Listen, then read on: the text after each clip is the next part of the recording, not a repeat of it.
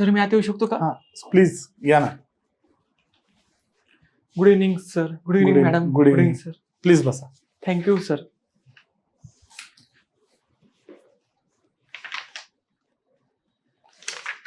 मी तुमचं आता थोडंसं एज्युकेशनचं पाहतोय. SSC ला तुम्हाला 93% आहेत. तर तुम्ही डिप्लोमा केला मेकॅनिकल इंजिनिअरमध्ये, त्याला पण 84% आहे. नंतर तुम्ही BSc केलंय केमिस्ट्री. लोक डिप्लोमा नंतर आता एवढे 84% असताना मला वाटतं तुम्हाला डिग्रीला ऍडमिशन मिळालं असतं. सर मी जेव्हा डिप्लोमा लास्ट इयरला होतो तेव्हा ठरलं की MPSC करायचंय आणि मला डिप्लोमाला 84% मिळाले, पण त्यावेळी गव्हर्नमेंट कॉलेजला ऍडमिशन नाही मिळालं आणि प्रायव्हेट कॉलेजला ऍडमिशन घेण्यात पण माझ्या घरची आर्थिक स्थिती चांगली नव्हती. ओके. काय करतात आई बाबा तुमचे? माझे वडील हे रंगकाम व्यवसायात मजूर आहेत आणि आई गृहिणी आहे. कशामध्ये? रंगकाम व्यवसायात मजूर. ओके. आणि मग नंतर PSc नंतर परत तुम्ही पोस्ट ग्रॅज्युएशन काय MCOM का म्हणजे काय कशामुळे केलंय? सर मी जेव्हा 2022ला माझा म्हाडाचा क्लर्क लिपिक पदाचा निकाल लागला. कधी लागला तो? 2022ला. 2022ला. ओके. मग त्याच वेळी राज्यसेवा अंतिम निकाल 2021 लागला होता. त्या ऍड मधील सहाय्यक संचालक महाराष्ट्र वित्त सेवा या पदाकरिता 15 जागांची जाहिरात होती. तरी 12च उमेदवारांना शिफारस करण्यात आली होती. मग तेव्हाच आणि तसंच 2022 मध्ये सेम की 9 जागा होते तरी पण 7 उमेदवार शिफारसीसाठी पात्र झाले. 2023 मध्ये 41 उमेदवार होते तरी पण 14च उमेदवार पात्र झाले. कारण की गॉट इट. मग तुम्ही त्यामुळे MCOM करायचा डिसिजन घेतला. हो सर. यावेळी आहेत का ती पदं? हो सर. मी या शैक्षणिक दृष्ट्या पात्र आहे त्या पदाकरिता. आणि यावर्षी आहेत ती पदं? हो सर आहेत. ओके. SABC साठी आहेत? हो सर. ठीक आहे. ग्रेट. कारण आम्हाला तो फारच झिगझॅग पॅटर्न वाटला तुमचा, पण ठीक आहे, त्याला कारण आहेत तुमच्याकडे, हरकत नाही. केमिस्ट्री झालंय का BSc? हो सर. ओके. म्हणजे फक्त फायनल इयरला कुठले सब्जेक्ट होते? सर फायनल मला 4 सब्जेक्ट होते. Okay. Physical chemistry, analytical chemistry, organic chemistry. Okay. म्हणजे सगळे केमिस्ट्रीचे सगळे सब्जेक्ट तुम्हाला होते. ओके. तुमचा डिप्लोमा तर मेकॅनिकल फील्ड मधून झालाय आणि मेकॅनिकल इंजिनिअरिंग मधून. हो मॅडम. मग तो कुठे झालाय? तो गव्हर्नमेंटला झालाय का diploma? Government KG Somaiya polytechnic government college. Okay. तर तिथे पण तुमचं केमिस्ट्री जे आहे म्हणजे मेकॅनिकल मध्ये तुम्ही म्हणजे नियरेस्ट ब्रांच तुम्ही फिजिक्स मध्ये वगैरे करू शकत होते परस्यू? मॅडम मी ज्या BSc ज्या कॉलेजमध्ये पूर्ण केली त्या कॉलेजमध्ये केमिस्ट्री जागा रिक्त होती. ओके. मुंबईच्या आहात का तुम्ही? हो सर. का बरं असं अचानक खूप पाऊस पडला की मुंबई तुंबून जाते सगळी? आणि हा अर्बन फ्लडचा प्रॉब्लेम फक्त काही मुंबई पुरता मर्यादित नाही, सगळ्याच अगदी बऱ्याचशा शहरांमध्ये हा प्रॉब्लेम तुम्हाला दिसतो. अगदी पुण्यातही तसंच दिसतं. काय कारण असेल बरं? सर एक सर्वात महत्वाचं कारण की मुंबईचं भौगोलिक क्षेत्र आणि भौगोलिक क्षेत्र कमी जास्त होत नाही आणि कॉन्क्रिटीकरणाचं प्रमाण वाढलं आहे, अतिक्रमण वाढलं आहे. नदी नाले जी रुंदीकरण आहे तिथं अतिक्रमण झाले, त्यामुळे पाण्याचा विसर्गच बाहेर पडत नाही, परिणामी पुरासारखी परिस्थिती निर्माण होते. ओके. पण आता कॉन्क्रिटीकरण तर होणारच आहे शहरीकरण म्हणल्यावर, मग विसर्ग होण्यासाठी काही उपाययोजना केल्या जात नाहीत का? करायला हव्यात ना. हो सर. तो कशाचा प्रॉब्लेम वाटतो तुम्हाला? Problem it is more of urban planning की नाही? हा सर. महत्वाचं म्हणजे की ज्यातून पाण्याचा विसर्ग होतो, नदी नाले, त्यांची खोदकाम केलं पाहिजे, त्यांची रुंदी वाढवली पाहिजे. महत्वाचं ते परत वॉटर पंप बसवले पाहिजेत जेणेकरून सकल भागातील पाणी नाल्यांमध्ये सोडता येईल. तुम्ही सगळ्यात पहिल्यांदा रिलॅक्स व्हा. ठीक आहे? Okay sir. हा, जस्ट रिलॅक्स व्हा तुम्ही, म्हणजे सगळ्या गोष्टी व्यवस्थित होतील. ठीक आहे? ओके. स्पॉन्ज सिटीजचा कन्सेप्ट माहिती आहे तुम्हाला? सॉरी मॅडम, मला माहित नाही. आई वडील तुमचे, म्हणजे वडील तुम्ही म्हटले रंगकाम करतात वगैरे, राईट? ओके. मग तुम्ही आता सगळी आर्थिक जबाबदारी उचललेली असेल घराची, म्हणजे आर्थिक हातभार तुम्ही लावत असाल ना आता? हो सर. नोकरीला लागलेला आहात. मराठ्यांना जे काही SCBC प्रवर्ग त्यांनी आता सध्या केलेला आहे, किंवा इन जनरल मराठा समाजाला आरक्षणाची गरज आहे का, हा एक प्रश्न. आणि एक त्याचाच उपप्रश्न म्हणजे की सरसकट मराठा समाजाला OBC मधून आरक्षण द्यावं, ही जी काही मागणी होतीये ती योग्य आहे का? तुम्हाला काय वाटतं? आता माझं जर वैयक्तिक म्हटलं की आरक्षण का असावं, एखादा समाज मागास असेल तर त्यांना आरक्षण असावं, आणि एसीबीसी आरक्षण नॉन क्रिमिनलची मर्यादा आहे, म्हणजे सगळ्याच समाज हा ओबीसी मध्ये जात नाहीये. आणि आर्थिकदृष्ट्या दुर्बल घटक असतील, मराठा समाजामध्ये अजून आर्थिक असमानता आहे, मग जे दुर्बल घटक आहेत त्यांना आरक्षणाचा असेल तर काही गैर नाही. मुख्य इंटरव्ह्यू कधी आहे? सर माझं 3 ऑक्टोबर मेडिकल आहे, त्यानंतर 3rd फेज मध्ये माझा इंटरव्ह्यू होऊ शकतो. म्हणजे तुमच्याकडे अजून वेळ आहे बराच. हो सर. ओके, हरकत नाही. हे जनसुरक्षा विधेयक जे आलेलं होतं, ओके. हा सर. ठीक आहे, इतरही कायदे आहेत आपल्याकडे, जनसुरक्षा विधेयकाची गरज होती का? म्हणजे असं म्हटलं जातं की अर्बन नक्सल जे आहेत त्यांना कुठेतरी कंट्रोल करण्यासाठी हे जनसुरक्षा विधेयक आणलं जात आहे. पण त्याबरोबरच त्याचं असं सुद्धा क्रिटिसिझम केलं जात आहे की विरोधी जे काही सूर असतील किंवा विरोधी आयडिओलॉजीज असतील त्या लोकांना टार्गेट करण्यासाठी जनसुरक्षा विधेयक आणलेले. तुमचं मत काय, याची गरज होती का? जनसुरक्षा विधेयकात सर एक मुद्दा आहे की संविधान विरोधी विचार प्रसार याचं व्याख्या व्यवस्थित दिली गेली नाही, आणि त्याचा अर्थ काय हे न्यायालय ठरवलं, आणि ही खूप किचकट प्रोसेस आहे आणि त्याला वेळ लागू शकतो.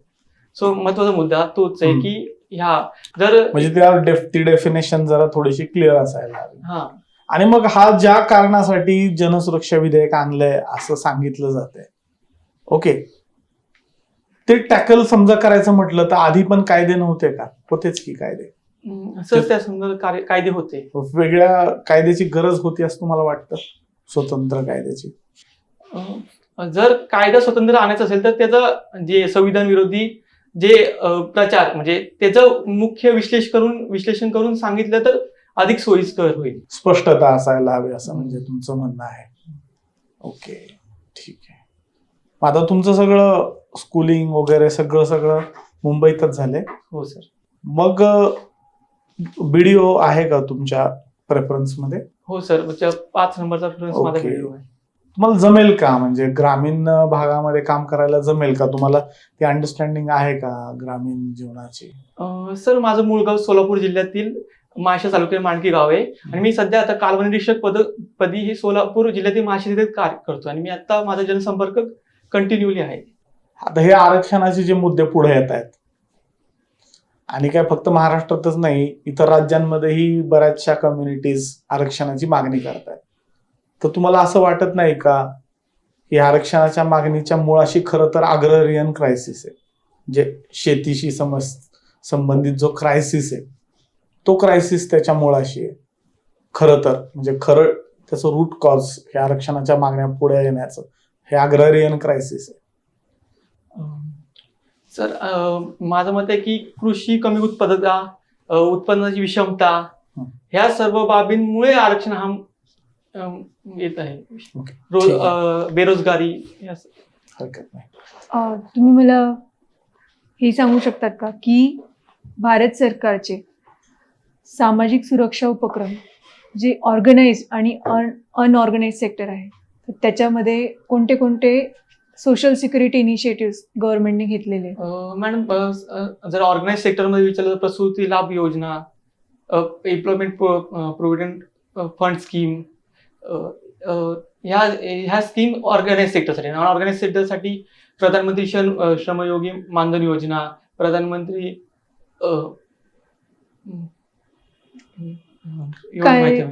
ओके, त्या योजनेबद्दल काही माहिती आहे का तुम्हाला? फक्त नाव माहिती आहे? प्रधानमंत्री श्रमयोगी योजना ही मजुरांसाठी पेन्शन स्कीम आहे.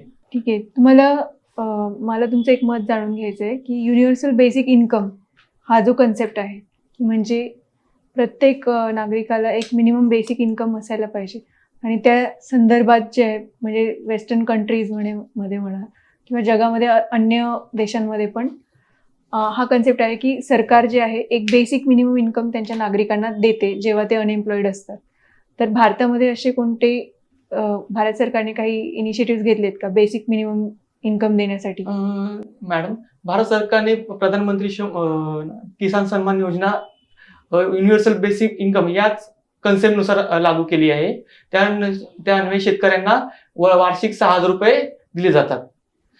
आणि ह्या युनिव्हर्सल बेसिक इन्कमचा मूळ उद्देश आहे की आर्थिक सक्षमीकरण करणे. ज्यांना अति अचानकपणे निधी लागेल, पैसे लागतील, त्यांना योग्य ठिकाणी म्हणजे आरोग्य क्षेत्र असू दे तिथे वापर करता येईल. तसेच मागणी वस्तूंची खरेदी होऊन मागणी वाढेल, परिणामी रोजगारी वाढेल आणि आर्थिक व्यवस्था सुधरेल. ओव्हरऑल आर्थिक व्यवस्था वाढण्याचं ते पण मिनिमम म्हणजे 6,000मध्ये त्यांचं कायच होणार आहे. म्हणजे आता तुम्ही जर ग्रामीण भागात पण बघितलं तर मिनिमम 10,000 तरी त्यांना द्यायला पाहिजे. तसं मॅडम, जरी ग्रामीण भागात 10,000 रुपये जरी असेल तरी सरकारी तिजोरीवर जर दिले तर सरकारी तिजोरी ताण वाढेल. आपण यातून ग्रामीण भागातील समस्या कमी करण्याच्या व सरकारी तिजोरी ताण न येण्याचा मध्यस्थ करत आहोत. मग आता लाडकी बहीण योजना जी आहे तर ती पण त्या अंतर्गतच येईल का? तुम्ही त्याला एक मिनिमम इन्कम सिक्युरिटी जी आहे ती देण्याचा प्रयत्न केलाय का गव्हर्नमेंटने त्याच्यामधून? हो मॅडम. पण मग त्यामध्ये ती जी देण्याची अमाऊंट आहे ती तर फारच कमी आहे. मॅडम, आता महत्वाचा उद्देश आहे की आर्थिक तिजोरी, सरकार आर्थिक तिजोरीवर चालतं. महिलांना दर महिना मुख्यमंत्री माझी लाडकी बहीण योजनेअंतर्गत 1,500 रुपये मिळतात. त्यान्वये त्यांचं कौटुंबिक आर्थिक सक्षमीकरण करणे, काही महिला त्याच्या बचत गटामध्ये गुंतवणूक करून रोजगारीसाठी प्रयत्न करतात. परत कुटुंबाला अचानक आर्थिक अडचण आली, आरोग्य संबंधी असू दे, शिक्षणासंबंधी असू दे, तर लाडकी बहीण योजने थ्रू त्या अडचणी कमी होण्याचा प्रयत्न आहे सरकारचा. ओके. आता तुम्ही M.Com केलंय राईट? तर तुम्ही मला काही इकॉनॉमिक कर्व्स ज्या असतात त्यांच्याबद्दल सांगू शकता का? मेजर इकॉनॉमिक कर्व्स जे आहेत म्हणजे मॅक्रो इकॉनॉमिक लेवलला काही इकॉनॉमिस्टने काही प्रिडिक्शन्स केलेले आहेत. अनएम्प्लॉयमेंट वर्सेस गव्हर्नमेंट एक्सपेंडिचर म्हणा, किंवा population versus unemployment, taxation versus expenditure, ह्या पद्धतीचे काही इकॉनॉमिक कर्व्स आहेत फेमस, त्यांच्याबद्दल सांगू शकता काही? मॅडम, मॅक्रो इकॉनॉमिक्स कन्सेप्ट विचार कुझनेट्स कर्व मला माहित आहे सध्या. त्यानुसार सुरुवातीला अर्थव्यवस्था ही प्राथमिक क्षेत्रात कमी क्षेत्राचं नंतर द्वितीय क्षेत्रात अचानक वाढते आणि शेवट त्याचा तृतीय क्षेत्रात परत घसरण होत जाते, असं आहे. ओके. कुझनेट कर्व जी आहे तर ते सायमन कुझनेट जो होता इकॉनॉमिस्ट, सो पण ती ऑलवेज म्हणजे 100% करेक्ट असते का? त्याबद्दल सर मॅडम मला आता माहिती. तर मुंबईचे आहेत तुम्ही, तर मला मुंबईची एक अशी पर्टिक्युलर एखादी समस्या सांगा जी दुसऱ्या मेट्रोपॉलिटन सिटीजमध्ये किंवा नागरिकीकरण 100% असणाऱ्या बाकीच्या शहरांमध्ये दिसत नाही, फक्त मुंबई स्पेसिफिक असेल. मुंबई सर महत्वाचं म्हटलं तर अचानक कमी कालावधीत पूर समस्या ही मुंबईत विशेषतः होते. कारण भरतीच्या वेळी अचानक पाऊस वाढला तर पाणी विसर्ग होत नाही, परिणामी सखल भागात पाणी पूरस्थिती निर्माण होते. ठीक आहे. मग कोलकाता ही कोस्टल सिटी आहे, मग तिथं नाही कधी ही समस्या जाणवली? सध्या माझ्या वाचन. बरं, ठीक आहे. आता तुमचा डिप्लोमा मेकॅनिकल इंजिनिअरिंग आहे, BSc केमिस्ट्री आणि पोस्ट ग्रॅज्युएशन M.Com. तर आत्ताच्या तुम्ही जिथं वर्किंग आहे कालवा निरीक्षक म्हणून, या 3 डिग्री त्या तुमच्या ग्रॅज्युएशन किंवा डिप्लोमा पैकी कशाचा सर्वात जास्त वापर होतोय आत्ताच्या वर्क कल्चरमध्ये? सध्या जर आता वर्क कल्चरचा विचार केला तर तिन्हींचा थोडा रिलेटेड उपयोग होत आहे. मेकॅनिकल इंजिनिअरिंगचा जर विचार केला तर त्यातले फ्लुइड मेकॅनिक्स तो महत्वपूर्ण आहे. जलसंपदा विभागात कार्य करतो मी तिथे. केमिस्ट्रीमध्ये काही म्हणजे डेटा विश्लेषण करणे, त्याचा उपयोग शेतकऱ्यांना पाणी किती मागणी आहे, किती मंजूर करू शकतो याचा उपयोग होतो.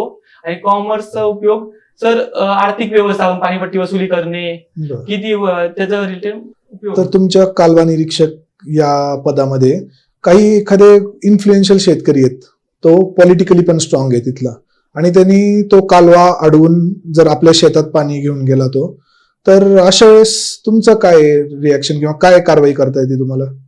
सर्वप्रथम मी त्या शेतकऱ्याशी कॉन्टॅक्ट करेल की तुम्ही का केले. जर तरी त्यांनी ते दुरुस्ती नाही केलं तर सर माझ्या शाखा अधिकारी त्यांना इन्फॉर्म करेल आणि मग शाखा अधिकारी आणि आम्ही दोघे मिळून त्यांच्याशी चर्चा करू. तरी पण नाही झालं तर मग शेवटी पोलीस केस करायला लागेल. पोलीस केस. तुमची हॉबी आहे डायरी रायटिंग, बरोबर आहे? हो. तर जे काही आतापर्यंत डायरी रायटिंग बद्दल मी ऐकलंय की एखादा माणूस स्ट्रेसमध्ये गेला किंवा थोडासा निराश झाला तर सर्व राग तो डायरीवर काढतो किंवा जाळून टाकणे, फाडून टाकणे लिहिलेली डायरी आतापर्यंतची. तर तुमच्या आयुष्यात असा काही कधी प्रसंग आला का? नाही सर, मी डायरी आपलं मौल्यवान वस्तू आहे. कधी डायरीमध्ये आपण एखादी घटना घडून गेली तर लिहून ठेवतो. भविष्यात आपल्याला एखादी गोष्ट अडचण आली तर त्याचा रेफरन्स आपल्याला मागच्या कृतीमध्ये दिसून येतो आणि त्याचा परत ती चूक होत नाही किंवा आपण ती सुधारून घेतो. तुमची डायरी इतर कोणी वाचू शकतं? सर माझी पर्सनल आयडी आहे. Personal मी diary. देतो. ठीक आहे. मला तुमच्या आयुष्याच्या शॉर्ट टर्म आणि लॉंग टर्म गोल्स सांगू शकता? शॉर्ट टर्म गोल मॅडम, माझा शॉर्ट टर्म गोल आहे की आता मी गटक पदावर कार्य करतोय. मला क्लास 1 ऑफिसर पद मिळवायचं आहे. आणि लॉंग टर्म आहे की प्रशासनात लोकांच्या समस्या असतील त्या अडचणी दूर करत करत ते अनुभव घेत घेत स्वतः प्रगत करायचं आहे. माझं व्यक्तिमत्व सुधारवायचं आहे. ठीक आहे.